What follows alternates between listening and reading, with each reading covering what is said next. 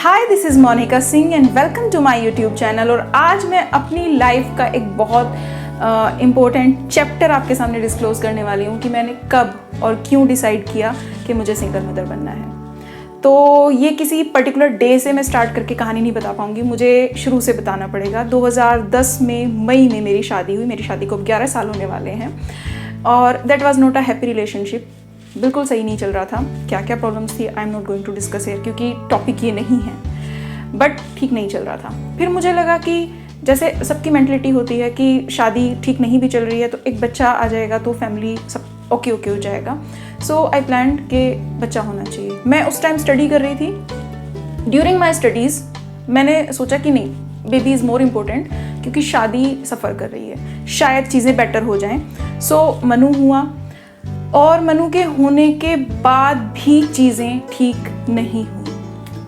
One day Manu कोई 3 महीने का था, मेरी गोद में था, लेटा था, मैं ब्रेस्ट फीडिंग कर रही थी और मैं एक सीरियल देख रही थी।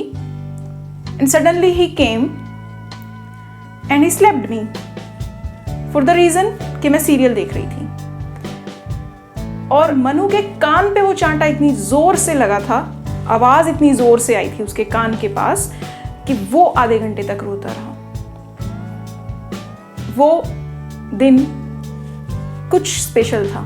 मतलब जिस बच्चे के बाद मैं सोच रही थी चीज़ें बेटर हो जाएंगी, उस बच्चे के बाद चीज़ें बेटर नहीं हुई हैं, मुझे कंफर्म हो गया।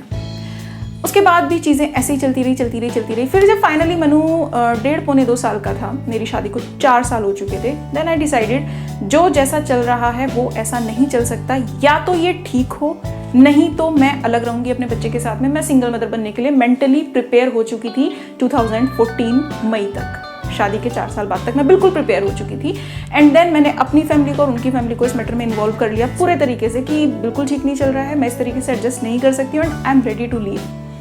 जब दोनों फैमिलीज़ को इन्वॉल्व कर लिया तो वही फिर दोनों फैमिलीज़ का प्रेशर, सोशल प्रेशर, नहीं रिश्ता चलाना पड़ता है, रिश्ता निभाना पड़ता है, कॉम्प्रोमाइज़ करने पड़ते हैं, ये वो फलाना ठिकाना एंड ऑल। इन सारे प्रेशर्स की वजह से वो रिश्ता और खींचता रहा, चलता रहा। चलते 2017 आ गया और मैंने कहीं ना कहीं ऐसे ही मेरा टाइम पास हो रहा था। आधे दिन अपने मायके में, आधे दिन उसके घर, और इसी तरीके से मनु भी बड़ा होते जा रहा था। और मैंने सोच लिया था कहीं ना कहीं कि ठीक है, मनु थोड़ा बड़ा हो जाएगा, मनु 10-12 साल का हो जाएगा, उसके बाद मैं स्टैंड लूँगी जो लेना है। अभी मनु को पल जाने देते हैं, मनु को थोड़ा बड़ा हो जाने देते हैं, एटलीस्ट मनु अपने डिसीजन लेने लायक हो जाए, तब मैं और मनु मिलकर कुछ डिसाइड करेंगे। बट इसी ड्यूरेशन में मेरी माता जी एक्सपायर हो गई अप्रैल 2017 में। आई वॉज एक्सपेक्टिंग कि इस मोमेंट पे मुझे इस बंदे का इमोशनल सपोर्ट मिले। लाइफ में पहली बार मैंने एक्सपेक्ट किया कि इस वक्त मुझे सपोर्ट की ज़रूरत है और मुझे सपोर्ट मिलना चाहिए, पर नहीं मिला।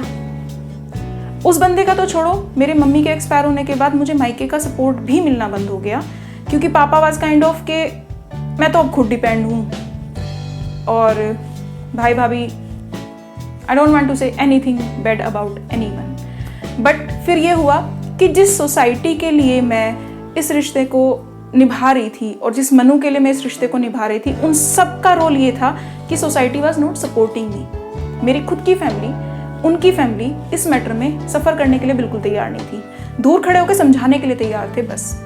और जहाँ तक मनु की बात है, मनु सब कुछ देख रहा था, मनु उस माहौल में पल रहा था।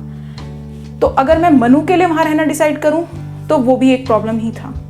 फिर मैंने एक दिन बैठ के बहुत अच्छे से सोचा कि मेरे यहाँ रहने से क्या फ़ायदा है। और मेरे उस घर में रहने से सिर्फ एक फ़ायदा था कि मनु लीगल उस प्रॉपर्टी का वारिस बना रहता वहाँ पे रह के, और उसको वो चीज़ें, वो मटीरियलिस्टिक चीज़ें मिलती रहती जो उसके घर में थी। और मेरे वहाँ ना रहने का फ़ायदा ये था कि मैं मनु को अच्छी एजुकेशन, अच्छा माहौल और अच्छी अपब्रिंगिंग दे सकती थी अकेले। एंड देन आई डिसाइडेड कि अगर मैं मनु को एक अच्छा इंसान बना दूं तो वो सारी चीज़ें जो उसके घर में हैं वो तो मनु और मैं मिलके भी इकट्ठा कर लेंगे, लेकिन अगर मनु यहाँ पे रहा तो ये सब कुछ होने के बाद भी वो खुश तो नहीं रहेगा।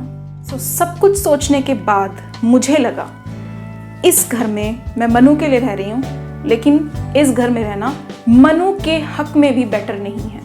मनु के हक में भी जो हो रहा है वो गलत हो रहा है। And then finally I decided कि मुझे यहाँ नहीं रहना है, आई हैव टू लीव। और फिर मैंने जनवरी 2018 में घर छोड़ दिया, आई लेफ्ट। एंड देन मैंने जॉब सर्च की, फाइनेंशियली स्ट्रगल किया, पर उस दिन से लेके आज तक एक बार भी मुझे ये फील नहीं हुआ कि मेरा वो घर छोड़ने का डिसीजन गलत था।